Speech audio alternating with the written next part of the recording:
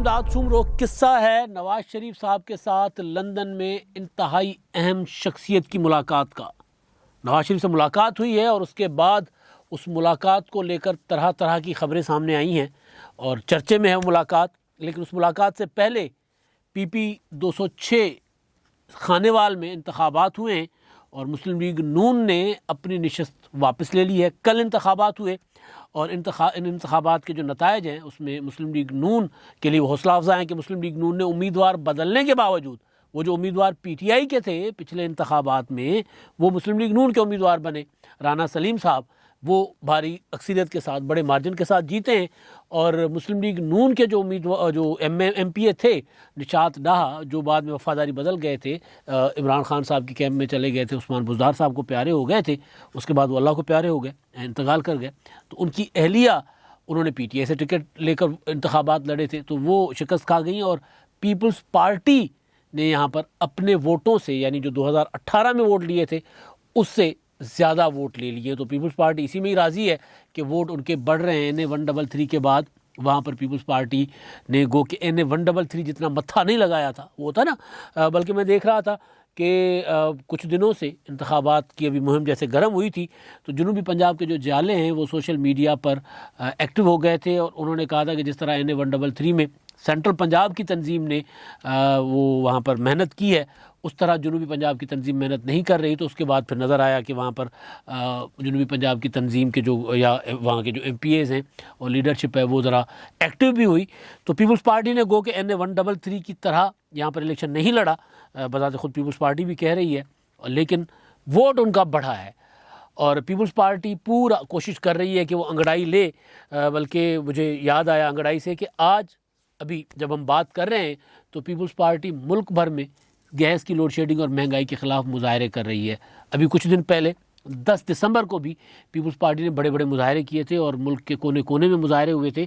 और आज अब देखते हैं कुछ देर के बाद सारी चीज़ें सामने आ जाएंगी कि पीपल्स पार्टी क्योंकि कितने बड़े मुजाहरे करती है, क्योंकि इन मुजाहरों में जो अहम शहर हैं उनकी सड़कें भी ब्लॉक करनी हैं। तो ये ज़रा एक कदम आगे जा रही है पीपल्स पार्टी और ये जो इस हुकूमत के ख़िलाफ़ बतौर पॉलिटिकल पार्टी अकेली जमात अगर कोई एहतजाज कर रही है, तहरीक चला रही है तो पीपल्स पार्टी है। दूसरी वो तरफ PDM है जो पीपल्स पार्टी ने ही बनाया था इत्तेहाद। उस इत्तेहाद से निकलने के बाद वो इत्तेहाद अपनी जगह तहरीक तो चला रहा है लेकिन अलग से आपने मुस्लिम लीग नून को नहीं देखा होगा जो अपोजिशन की सबसे बड़ी जमात है कि वो इस तरह तहरीक में हो। वो एक्टिव ज़रूर रहते हैं लेकिन PDM के प्लेटफॉर्म से, हाँ मौलाना फजलुर रहमान साहब दोनों मौलाना फजलुर रहमान साहब अपनी पार्टी के प्लेटफॉर्म से बड़े बड़े जलसे कर रहे हैं, कॉन्फ्रेंसेस कर रहे हैं। पिछले दिनों लाड़काना में वो शहीद खालिद महमूद सुमरो डॉक्टर खालिद महमूद सुमरो कॉन्फ्रेंस हुई थी, उसमें बड़ी तादाद में वहाँ पर जो अवाम की शिरकत थी, लोगों की शिरकत थी और वो एक बड़ा सा जलसा था लाड़काना में। तो इसी तरह बाकी मकामात पर भी मौलाना साहब ने अपने बड़े बड़े जलसे किए हैं। लेकिन मुस्लिम लीग नून अगर मैं कंपेयर करूं, क्योंकि पीपल्स पार्टी और मुस्लिम लीग नून सियासी जमात, मौलाना साहब तो मजहबी सियासी जमात हैं, तो अपोजिशन में जो सियासी जमातें हैं उनमें पीपल्स पार्टी यानी सिर्फ सियासी मजहबी सियासी नहीं, उनमें पीपल्स पार्टी बतौर जमात बहुत ज़्यादा मुतहरिक है और उसके पीछे सीधा सीधा एक रीज़न भी है, गोल भी है, पीपल्स पार्टी का मकसद भी है कि किसी तरह मुतहरिकों को अगर पंजाब में अच्छी कोई एंट्री दी जाए। तो उसके लिए NA 133 का जो इलेक्शन हुआ था और उसके बाद फिर 5 दिसंबर को इलेक्शन हुआ था NA 133 का, जहाँ पर पीपल्स पार्टी ने आम इंतखाबात में वोट लिए थे 5000 और ज़िमनी इंतखाबात में वोट लिए 32,000 प्लस।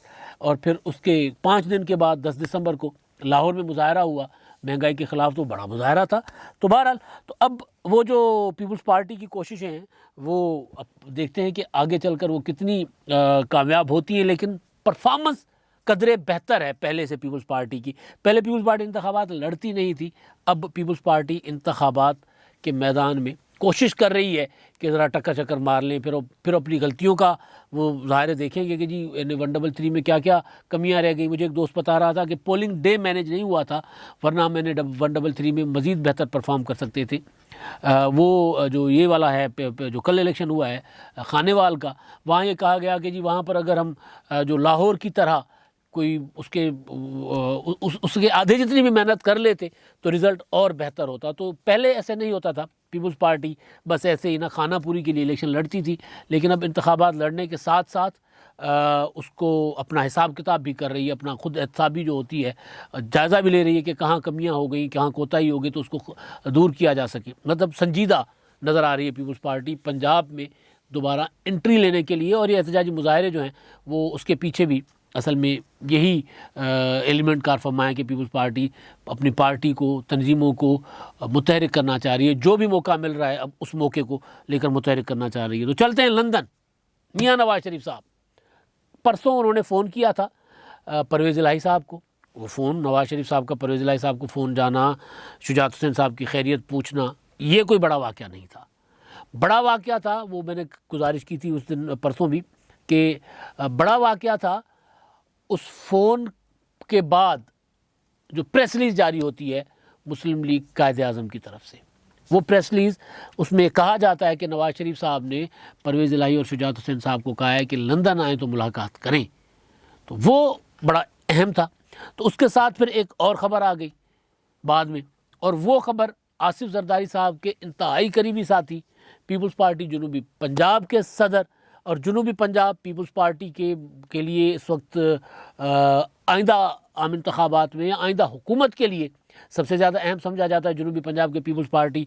वहाँ पर नज़रें गाड़े बैठी है जहांगीर तरीन ग्रुप, जनूबी पंजाब के इलेक्टेबल्स, वो जनूबी पंजाब महाज, वो लोग जो हर इलेक्शन में टूटते हैं और पार्टियाँ बदलते हैं, उन पर पीपल्स पार्टी की नज़र है। और ये फील अगर उनको मिली कि पीपल्स पार्टी की अगली हुकूमत बनेगी तो वो ज़ाहिर है दौड़ेंगे, तोड़ेंगे और अपनी पार्टी से निकलेंगे और पीपल्स पार्टी में शामिल हो जाएंगे। यही करते आए हैं।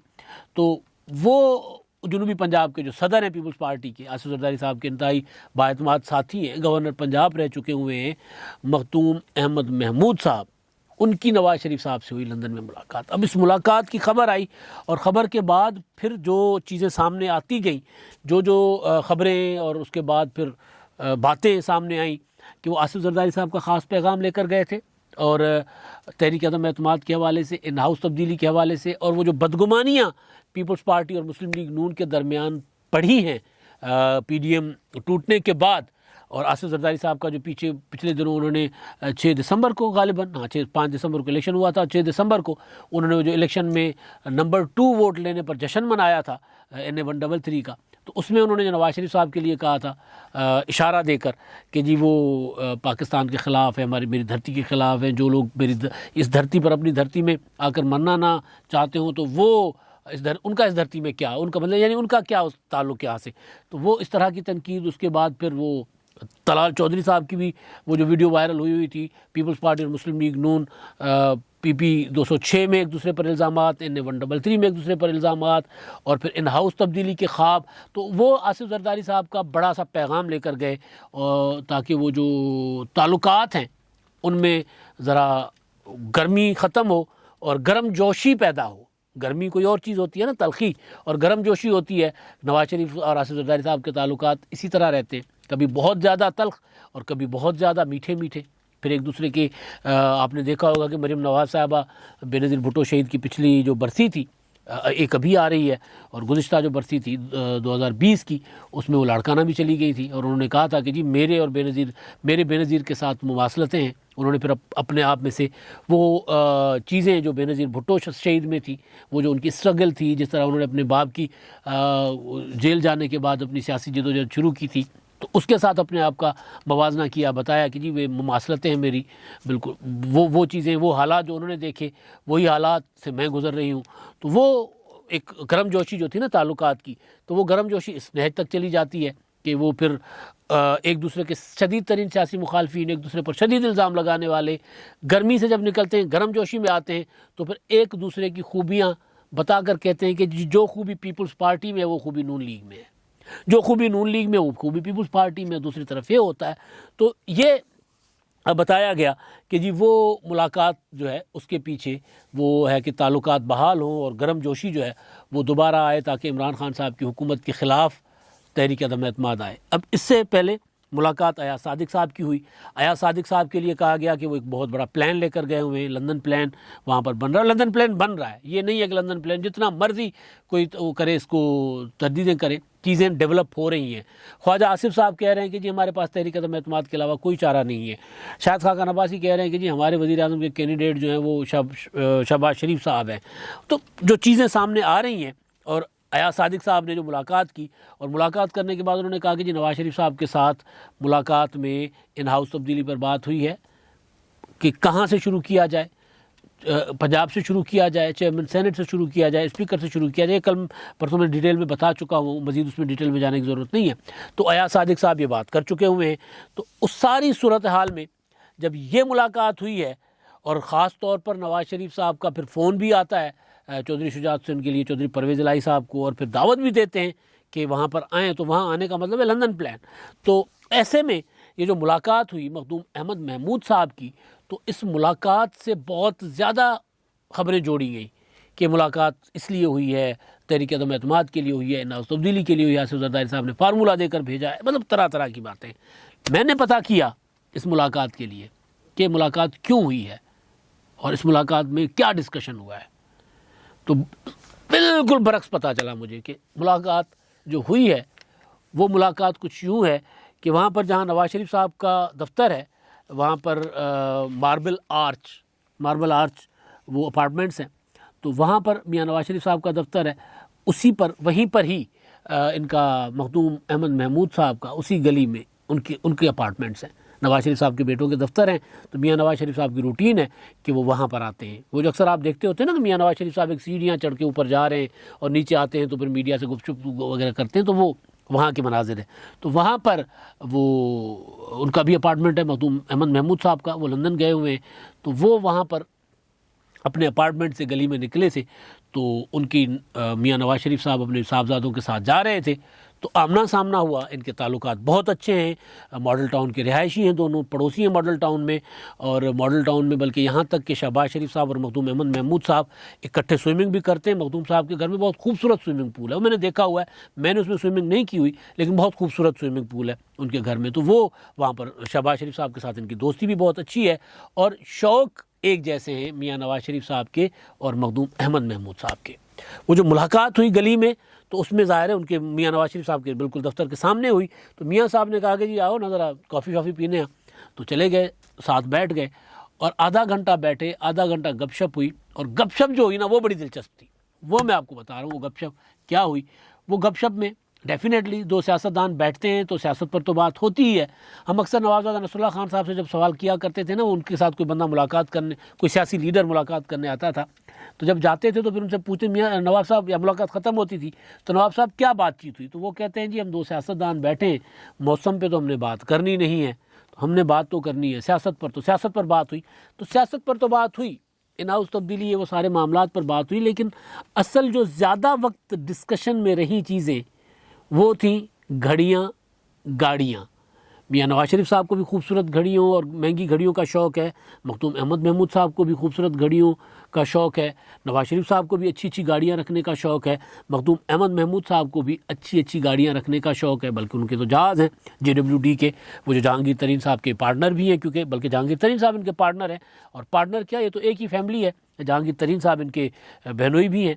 तो वो मतलब अच्छी अच्छी गाड़ियाँ, हेलीकॉप्टर, जहाज़, ये सारा कुछ मखदूम अहमद महमूद साहब को शौक़ है। अच्छे अच्छे घोड़े रखना और सारे शौक़ इनके हैं। और नवाज़ शरीफ साहब के तो आपको पता ही है, उनके नवासे पोलो खेलते हैं, तो उनको भी शौक़ है, तो नवाज़ शरीफ साहब को वो भी शौक़ है। तो ये सारी बातें घड़ी, गाड़ी, घोड़ों पर डिस्कशन रहा है आधा घंटा। और फिर आधे घंटे के बाद मखदूम अहमद महमूद साहब ने इजाज़त चाहिए, नवाज़ शरीफ साहब उनको बिठाना चाहते थे खाने शाने के लिए, लेकिन उन्होंने कहा कि नहीं, मैंने जाना है कहीं डिनर पे, तो मुझे दीजिए इजाज़त। तो वो इजाज़त लेकर चले गए। ये थी सारी कहानी, तो मुझे भी दीजिए इजाज़त। अब तक के लिए इतना ही। अल्लाह हाफ़िज़।